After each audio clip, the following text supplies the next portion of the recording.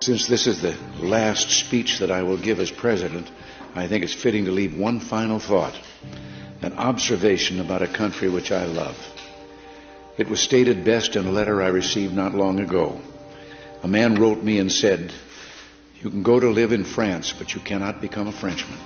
You can go to live in Germany or Turkey or Japan, but you cannot become a German, a Turk, or Japanese.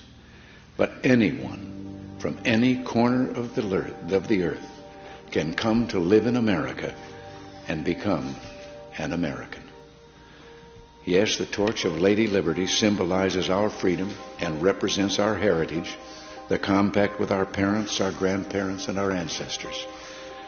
It is that great and special place in the world, for it's the great life force of each generation of new Americans that guarantees that America's triumph shall continue unsurpassed into the next century and beyond.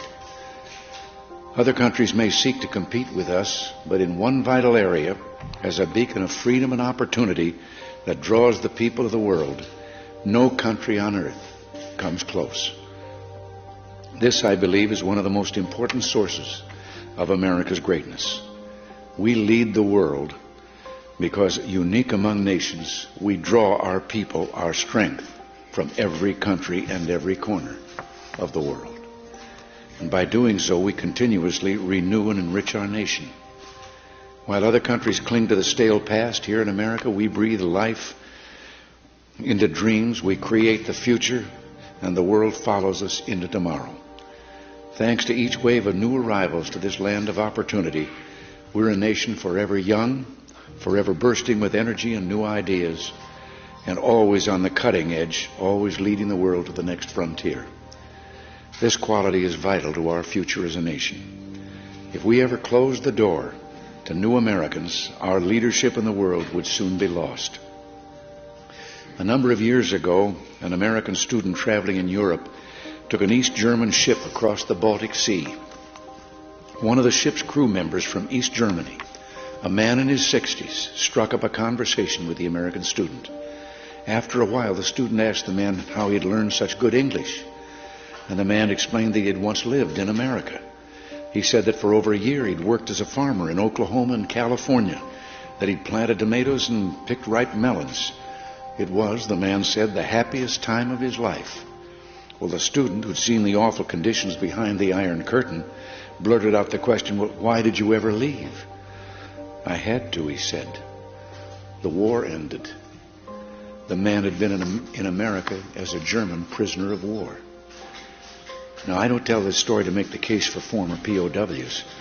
Instead, I tell this story just to remind you of the magical, intoxicating power of America. We may sometimes forget it, but others do not. Even a man from a country at war with the United States, while held here as a prisoner, could fall in love with us.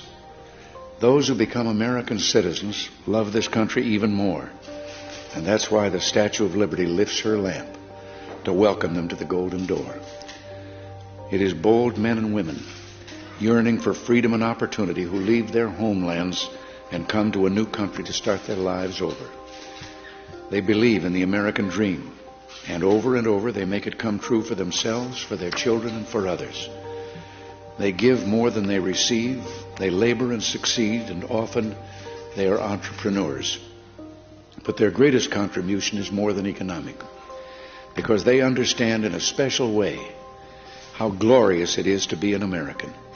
They renew our pride and gratitude in the United States of America, the greatest, freest nation in the world, the last best hope of man on earth.